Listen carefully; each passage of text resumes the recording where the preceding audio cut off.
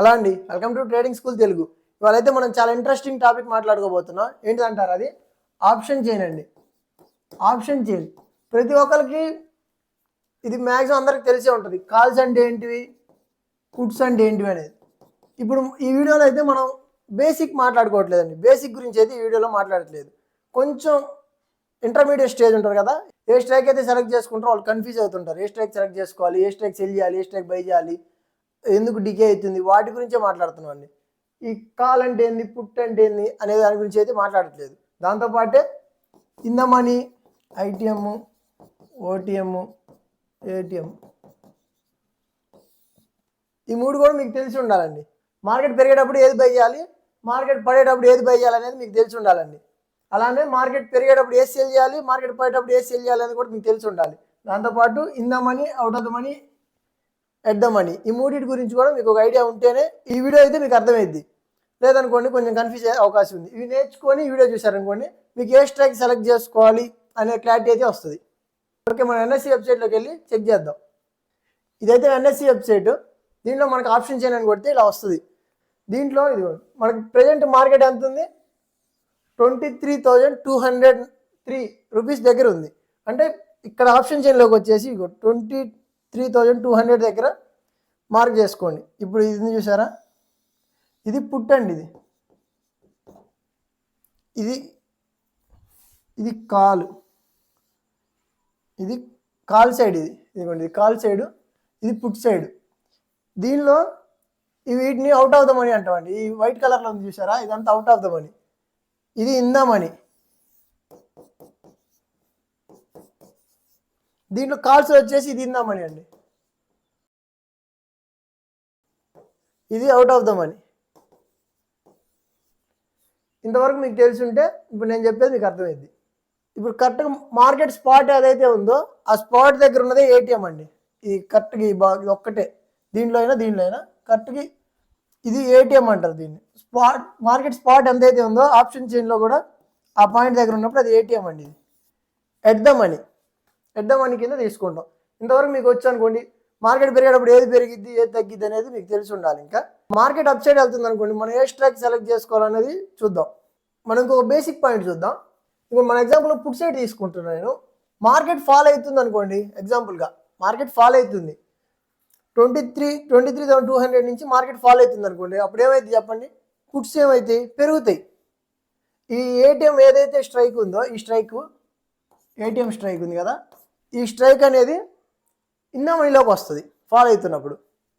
ఇప్పుడు ఇక్కడ ఇది ఎల్టీపీ అండి, ఇక్కడ ఉన్న ప్రీమియం. ఇది ఎల్టీపీ అనేది ప్రీమియం. ఈ ప్రీమియం ఏదైతే ఉందో ఇది ఇన్న మనీలోకి వస్తూ ఉంటుంది. కాబట్టి ఇక్కడ కరెక్ట్ గమనించండి, ఇన్న మనీలోకి వెళ్తుంటే 174, 198, 225, 259 ప్రీమియం ఏమవుతుంది, పెరుగుతూ వస్తుంది. అవుట్ ఆఫ్ ద మనీలో ఉన్నప్పుడు ఏమో ప్రీమియం తగ్గుతూ వెళ్తుంది. చూడండి, 90, 80, 70, 57, 40, 34 అట్లా తగ్గుతూ ఉంది. ఇన్న మనీలోకి వెళ్ళే కొద్దీ పెరుగుతూ ఉంది. ఓకేనా? ఇప్పుడు మనం మార్కెట్ పడుతుందని మనకు అర్థమైనప్పుడు బయర్స్ ఏ స్ట్రైక్ సెలెక్ట్ చేసుకోవాలి అనేది చూద్దాం. ఏ స్ట్రైక్ సెలెక్ట్ చేసుకోవాలి అని తెలియాలంటే మనకి ముందుగా డెల్టా గురించి తెలియాలండి. గ్రీక్స్ ఉంటాయి కదా, ఆప్షన్స్లో గ్రీక్స్ అని ఉంటాయండి. ఆప్షన్స్లో గ్రీక్స్ ఉంటాయి, గ్రీక్స్ అనేవి ఉంటాయి. ఈ గ్రీక్స్లో చాలా ఉంటాయండి. ఏవి, డెల్టా ఉంటుంది, వీగా, గామా, రో, తీటా కూడా ఉంటుంది. ఇన్ని ఉంటాయి. కానీ వీటిలో ఇవన్నీ చెప్పట్లేదండి, మనకి ఎన్ని అవసరం లేదు. ఇవన్నీ కూడా టైం వేస్ట్. మనకి రెండే చెప్తాం. మనం డెల్టా గురించి చెప్తా, తీటా గురించి చెప్తా. డెల్టా వల్ల బయర్కి ఏం ఉపయోగం, తీటా వల్ల బయర్కి ఏం లాస్. దీనికి మనం ఆప్షన్ చేయండి, ఇది పనికిరాదండి. మనం ఒక బ్రోకర్ దాంట్లోకి వెళ్ళి అక్కడ ఎక్స్ప్లెయిన్ చేస్తాం మీకు. ఓకే అండి, మనం ఇప్పుడైతే కోటక్లోకి వచ్చామండి, కోటక్ నియోలోకి వచ్చాం.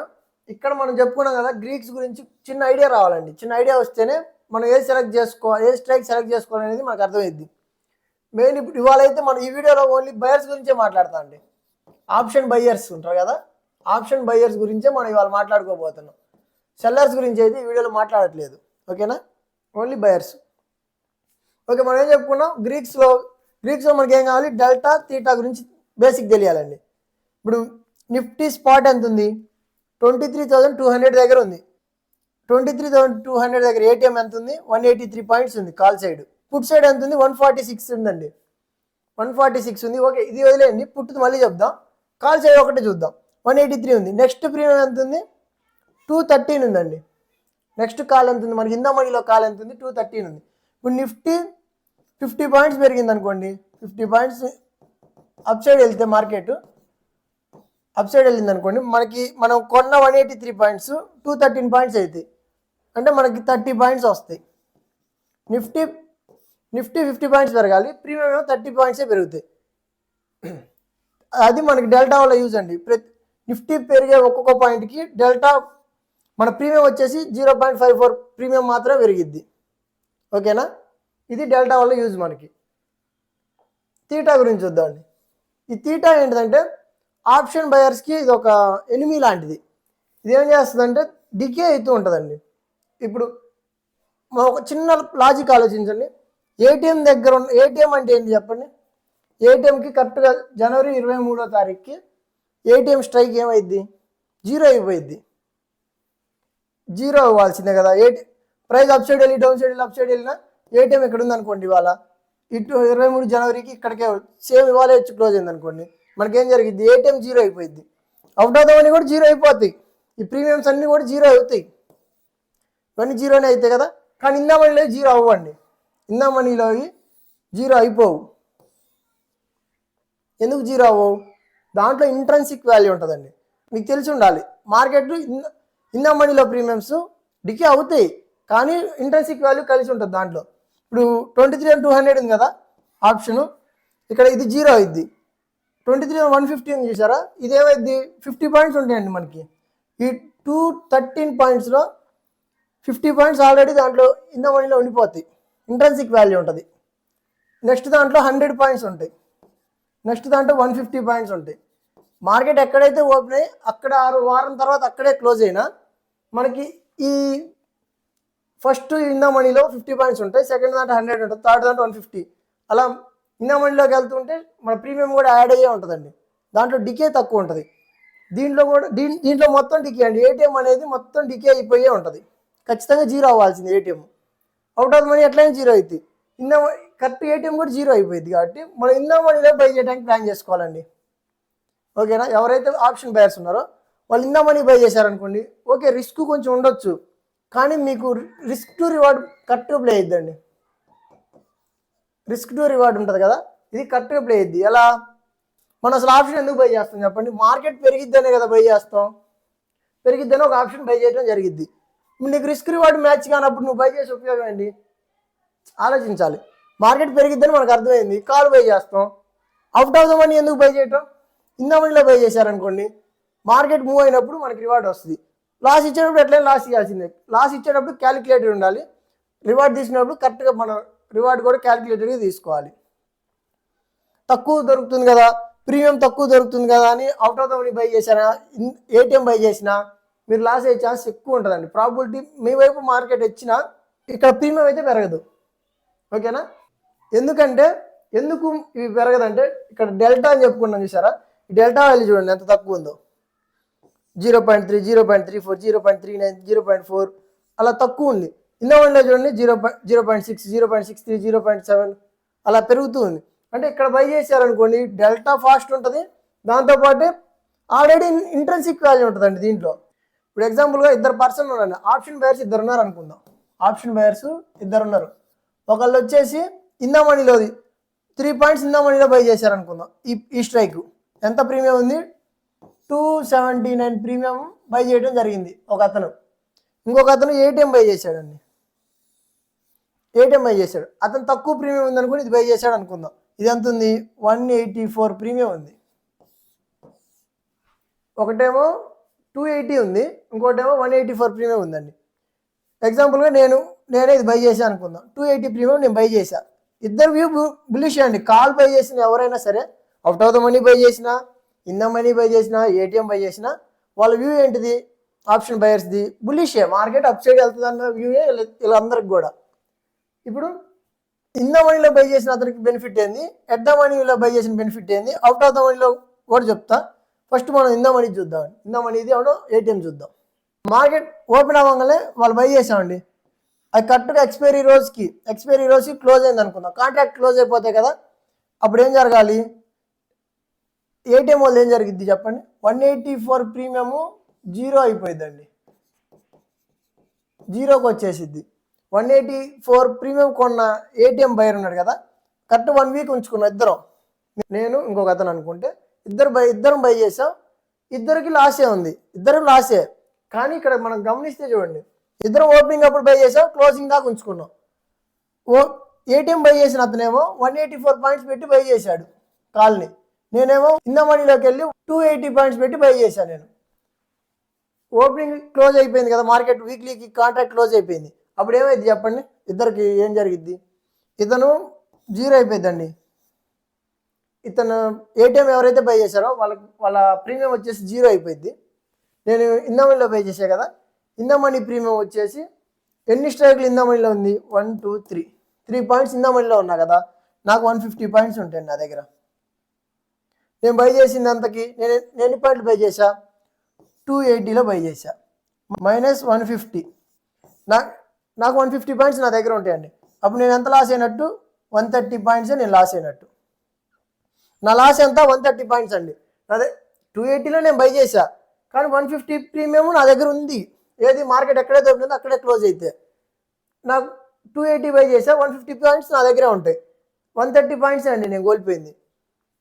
ఇప్పుడు ఏటీఎం బై చేసిన అతని గురించి చూడండి, 184 పాయింట్స్ పెట్టి బై చేశాడు, అది జీరో అయిపోయిందండి. అతను ఎంత లాస్ అయినట్టు?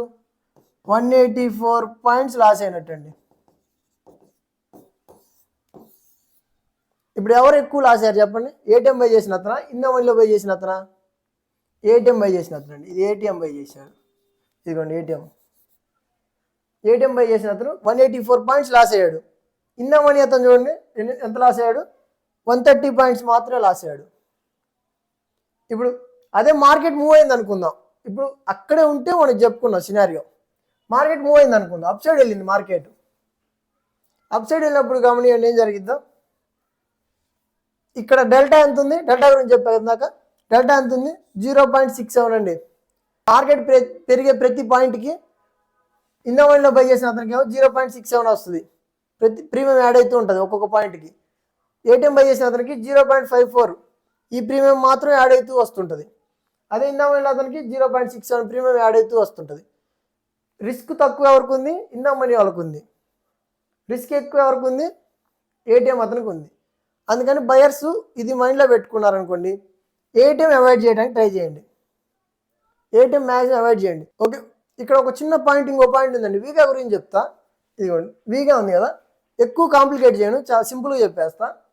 ఇక్కడ ఒకటి గమనియండి, ఏటీఎం ఎంత ఉంది? 23,200 దగ్గర ఉంది. ఇక్కడ కాల్ సైడ్ ప్రీమియం ఎంత ఉంది చూడండి, ఏటీఎంఏ కదా ఇది ఏటీఎం అండి. కాల్ సైడ్ ఎంత ఉంది చెప్పండి? 183 ఉంది. పుట్ సైడ్ ఎంత ఉందో చూడండి. పుట్ సైడ్ మరి సేమ్ ఉండాలి కదా, ఇది 183 ఉంటే ఇది కూడా 183 ఉండాలి. కానీ ఎందుకు ఇది తక్కువ ఉంది? చూడండి ఎంత ఉందో, 147 ఉంది. ఎందుకు ఇంత పాయింట్స్ డిఫరెన్స్ వచ్చింది? వీగా వల్ల అండి, ఐవి. దీనివల్ల ఏమైందంటే మార్కెట్ అప్ సైడ్ వెళ్ళొచ్చు అన్న మైండ్ సెట్లోకి వచ్చారనుకోండి, అందరు కాల్స్ బై చేయడం వల్ల ప్రీమియం పెరిగిపోతాయి.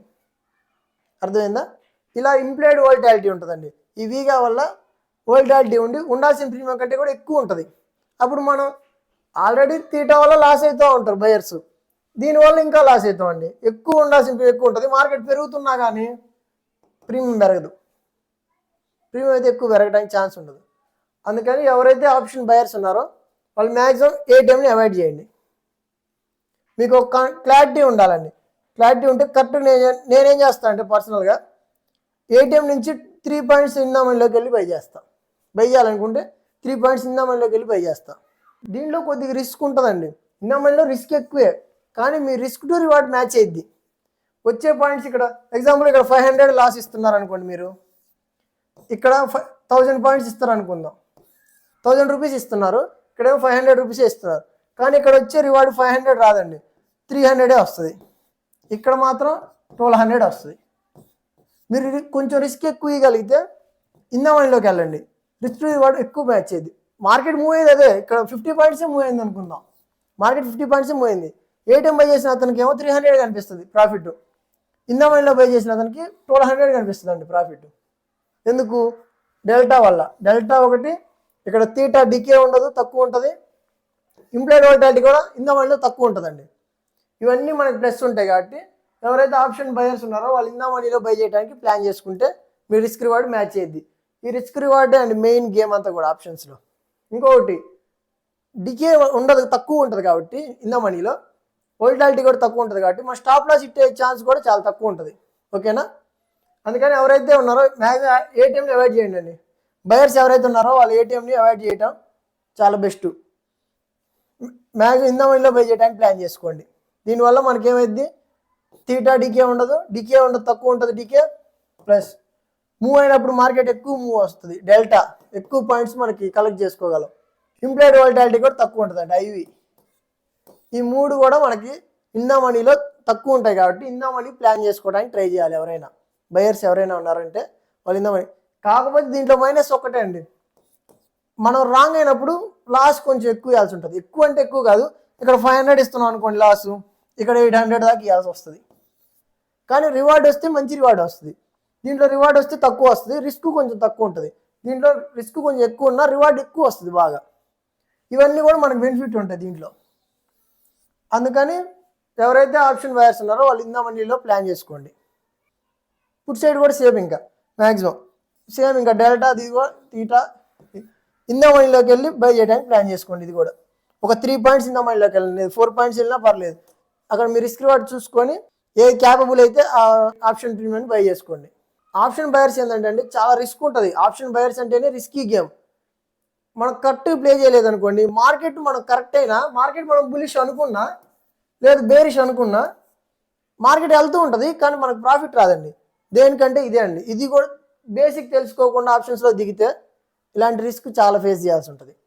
ఎవరైతే ఆప్షన్ బయర్స్ ఉన్నారో out of the money maximum avoid చేసేయండి. ఎందుకంటే మార్కెట్ మూవ్ అవుతున్నా చాలా మూవ్ అవ్వాలండి. మార్కెట్ సడన్గా వెళ్ళిపోవాలి, ఒక 200, 100, 200 పాయింట్స్ మూవ్ అయింది అనుకోండి, అప్పుడు మాత్రమే మూవ్ అవుతాయి out of the money premiums. ఎక్కువ మార్కెట్ ఫాస్ట్ పెరిగిపోవాలి, చిన్నగా వెళ్తున్నా కానీ డికే అవుతూ ఉంటాయి, మనకు ప్రీమియం రాదు, లాసే వస్తుంది. అందుకని ఎవరైతే ఆప్షన్ బయర్స్ ఉన్నారో వాళ్ళు అసలు అవుట్ ఆఫ్ ద మనీ జోలికే రావద్దు, అసలు వద్దు అవుట్ ఆఫ్ ద మనీ. ఎందుకంటే మొత్తం డికేనే ఉంటుంది. మీరు ఏదో ఒక్కసారి వచ్చే ప్రాఫిట్ కోసం 100 టైమ్స్ వేయాలి, 100 టైమ్స్ బై చేయాల్సి ఉంటుంది. మీకు ప్రాఫిట్ తక్కువ కనపడిద్ది, ఎప్పుడో ఒకసారి జాక్పాట్ కొట్టినట్టు ఉంటుంది. కానీ హీరో జీరోలు మార్కెట్లో వర్క్ అవ్వండి. ఎవరైతే హీరో జీరో మైండ్ సెట్తో ఉండాలో వాళ్ళు బై చేస్తూ ఉంటారు, అవుట్ ఆఫ్ ద మనీలు బై చేస్తూ ఉంటారు. వాళ్ళైతే మార్కెట్లోంచి వెళ్ళిపోవాల్సి ఉంటుంది ఖచ్చితంగా. అలా ప్రతిసారి రాదు కదా, ఒకసారి వస్తుంది. ఆ ఒక్కసారి కోసం మనం 100 సార్లు వేస్తాం. ఈ ఒక్కసారి వచ్చే ప్రాఫిట్కి 100 సార్లు వచ్చే లాస్కి మ్యాచింగ్ ఉండదు, ఎక్కువ లాస్ అయిపోయి ఉంటాం. ఇది లాటరీ కాదు మార్కెట్ అంటే. హీరో జీరోలు ఎవరైతే హీరో జీరో మైండ్ సెట్తో ఉన్నారో వాళ్ళు మార్కెట్ ఆపేయాలండి, ఆపేస్తే బెటర్. మీరు ఎక్కడైనా ట్రై చేయండి, హీరో జీరోలు అసలు ఎప్పుడు వర్క్ అవ్వండి. ఈ హీరో జీరో అనేది ఎప్పుడు మనం జీరోనే అవుతాం మార్కెట్లో. ఇది మార్కెట్, ఇది బెట్టింగ్ కాదు. మార్కెట్ బెట్టింగ్ అయితే మీరు రైట్ అవ్వచ్చు, కానీ ఇది మార్కెట్ కదా, రైట్ అవ్వరు. ఇది రైట్ అవ్వరు, హీరో ఎప్పుడు అవ్వరు, జీరోనే అవుతారు. మార్కెట్లో ఆపోజిట్లో ఉండేది కూడా ప్లేయరే అండి. ఇప్పుడు మనం బై చేస్తున్నట్టే సెల్ చేస్తున్నారు అంటే మీకు ఎంతైతే నాలెడ్జ్ ఉందో అతనికి కూడా అంతే నాలెడ్జ్ ఉంటుంది కదా, ఇంకా ఎక్కువ కూడా ఉండొచ్చు. ఆ లాజిక్తో బై చేసే వాళ్ళకే హీరోలు అవుతారు. ఎవరైతే డబ్బులు వస్తాయి అని పెడతారో వాళ్ళు జీరోలు అవుతారు. ఓకేనా? అందుకని అవుట్ ఆఫ్ ద మనీ జోలికి ఎవరు రావద్దండి. ఇంకోటి మెయిన్ వచ్చేసి ఎక్స్పైరీ అండి.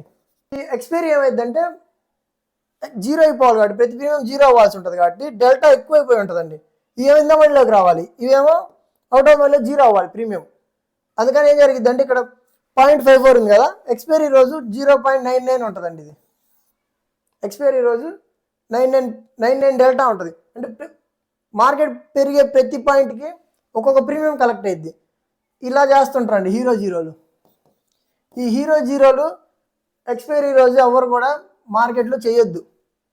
మ్యాక్సిమం మన ఛానల్ ఎవరైతే ఫాలో అవుతున్నారో వాళ్ళు మ్యాక్సిమం అవాయిడ్ చేయండి. ఎందుకంటే రావండి, డబ్బులు అయితే రావు. మేము ఆల్రెడీ చేసిన వాళ్ళం, మేము కూడా డబ్బులు అయితే హీరో జీరోలు అసలు వర్క్ అవ్వు. అదేదో ఒక్కరోజు వస్తుంది, మిగతా మొత్తం కూడా మనం లాస్ అవుతూ ఉంటాం. మార్కెట్ మీద ఫ్రస్ట్రేషన్, కోపం వచ్చేసి ఎలా పడితే అలా మార్కెట్ని తిట్టుకోవడం తప్ప మార్కెట్లో ₹1 కూడా రాదు. ఓకేనా?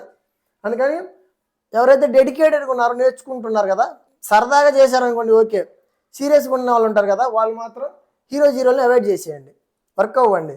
దయచేసి ఎవ్వరు కూడా ఎక్స్పైరీ రోజు ట్రేడ్ చేయొద్దు. ఎక్స్పైరీ రోజు ఏం చేయాలంటే మీరు నెక్స్ట్ కాంట్రాక్ట్కి వెళ్ళండి. నెక్స్ట్ కాంట్రాక్ట్ ఉంటుంది కదా, ఆ నెక్స్ట్ కాంట్రాక్ట్లోకి వెళ్ళి అక్కడ బై చేయండి. ఓకేనా, అక్కడ వెళ్ళి బై చేయండి. మనకు వచ్చే ప్రీమియం తక్కువే ఉన్నా లాస్ కూడా తక్కువ ఉంటుంది. మనం ఎప్పుడు కూడా రిస్క్నే మేనేజ్ చేస్తూ రావాలి ప్రతి గేమ్ కూడా. మార్కెట్లో ఎవరైతే ఆప్షన్ బయింగ్ చేస్తున్నారో అండి, ఆప్షన్ బయింగ్తో ఉన్నారో ప్రజెంట్, వాళ్ళకి మార్కెట్ మూవ్మెంట్ తెలియాలండి. బయర్స్ ఎవరైతే ఉన్నారో వాళ్ళకి మార్కెట్ మూవ్మెంట్ అర్థమైపోవాలి, నెక్స్ట్ అప్ సైడ్ వెళ్తుందా డౌన్ సైడ్ వస్తుందా అనేది. నిజానికి ఆప్షన్ చైన్ క్రియేట్ చేసిందే సెల్లర్స్ కోసం అండి. ఆప్షన్ సెల్లర్స్ ఉంటారు కదా, ఈ సెల్లర్స్ కోసం. వాళ్ళు మార్కెట్ చార్ట్స్ చూడకుండానే వాళ్ళు ప్లే చేస్తారండి. ఇక్కడ వచ్చే ప్రీమియం ఇక్కడ సెల్ చేసుకుంటారు, out of the money cell చేయటం, ఇక్కడ వచ్చే డికేని వాళ్ళు డికేని తినాలని చూస్తూ ఉంటారు, డికేని వాళ్ళు కలెక్ట్ చేసుకోవడానికి ట్రై చేస్తుంటారు. మనం ఏం చేయాలి, తెలివిగా బయర్స్ ఎవరైతే ఉన్నారో వాళ్ళు తెలివిగా ఉండాలండి. మార్కెట్ మూమెంట్ ఉన్న టైంలోనే ఎంటర్ అవ్వాలి, లేదనుకోండి మన ప్రీమియం మొత్తం కూడా సెల్లర్కి వెళ్ళిపోతూ ఉంటుంది. అందుకని మనం చాలా టెక్నిక్గా ఉండాలి. సెల్లర్స్ ఇంకా టెక్నిక్గా ఉంటారు. మనం చార్ట్స్ ద్వారా అర్థం చేసుకొని మాత్రమే ఆప్షన్ బై చేయాల్సి ఉంటుంది. కానీ జస్ట్ బ్లైండ్గా వచ్చేసి ఏదో ఒక స్ట్రైక్ సెలెక్ట్ చేసుకొని బై చేసుకొని సెలింగ్ ఉన్నారనుకోండి, పోతాయి, మొత్తం సెల్లర్ తినేస్తాడు. ఆప్షన్ సెల్లర్ కూడా ఉంటారు కదా, మీరు బై చేసేంటే సెల్లర్ కూడా ఉండాలి కదా, సెల్లర్కి వెళ్ళిపోతాయి మీ ప్రీమియం అంతా కూడా. అందుకని వాళ్ళకంటే మనం ఇంకా స్మార్ట్గా ఉంటేనే ఆప్షన్ బయింగ్లో మనం ముందుకెళ్ళగలం, లేదనుకోండి కష్టం, చాలా కష్టంగా ఉంటుంది. దీన్ని మనం దాటాలంటే ఇది మనకి రావాలి, ఏది గ్రాఫ్స్ రావాలి. మార్కెట్ పెరిగిద్దా తగ్గిద్దా అనేది ముందే మనకి ఎస్టిమేషన్ రావాలి, అప్పుడు మాత్రమే ఆప్షన్ బయింగ్లో దిగండి. లేదనుకోండి హెడ్జింగ్ స్ట్రాటజీలు ఉంటాయండి, హెడ్జింగ్ పొజిషన్లు ఉంటాయి, అవి నేర్చుకొని వస్తే మీకు ఇంకొంచెం బెటర్గా ఉంటుంది. వాటి గురించి కనుక వీడియో కావాలంటే కామెంట్ చేయండి, ఆప్షన్ చైన్ పార్ట్ 2 అని కామెంట్ చేయండి. హెడ్జింగ్ పొజిషన్ గురించి అయితే వీడియో చేయడానికి ట్రై చేస్తాం. ఈ వీడియోలో మనం ఓన్లీ ఆప్షన్ బయర్స్ ఏ స్ట్రైక్ సెలెక్ట్ చేసుకుంటే వాళ్ళ ప్రాబిలిటీ ఇంక్రీజ్ అయ్యిద్ది అనే దాని గురించే మాట్లాడామండి. అంతేగాని ఎటువంటి సెటప్లు కానీ ఎటువంటి సెల్లింగ్ స్ట్రాటజీలు కానీ మనం మాట్లాడలేదు. ఓన్లీ ఈ డెల్టా వీగా తీటా ఇవి ఉన్నాయి కదా, వీటి గురించి ఎగ్జాంపుల్ చెప్పాం అంతే. ఇంకా చాలా ఉంటుందండి నేర్చుకునేది ఆప్షన్ చైన్లో. నేను జస్ట్ ఏ స్ట్రైక్ సెలెక్ట్ చేసుకోవాలి అన్న దాని గురించే మాట్లాడాం. మళ్ళీ సెల్లర్స్ ఉంటారు, మళ్ళీ హెడ్జింగ్ పొజిషన్లు ఉంటాయి, ఇవన్నీ ఉంటాయండి. ఇవన్నీ కూడా మీకు కావాలంటే దీని మీద మీకు సెల్లింగ్ గురించి కూడా కావాలి, బయ్యింగ్ గురించి కావాలి, హెడ్జింగ్ గురించి కూడా కావాలి, ఇంకా వాటి గురించి ఇంకా డీటెయిల్గా కావాలంటే కామెంట్ చేయండి, వాటి గురించి కూడా చేయడానికి మ్యాక్సిమం ట్రై చేస్తాం. నా ఎక్స్ప్లెనేషన్ కనుక నచ్చితే వీడియో లైక్ చేయండి, డౌట్స్ ఉంటే కామెంట్ చేయండి, మీ ఫ్రెండ్స్కి షేర్ చేయండి, ఛానల్ సబ్స్క్రైబ్ చేసుకోండి. Thank you.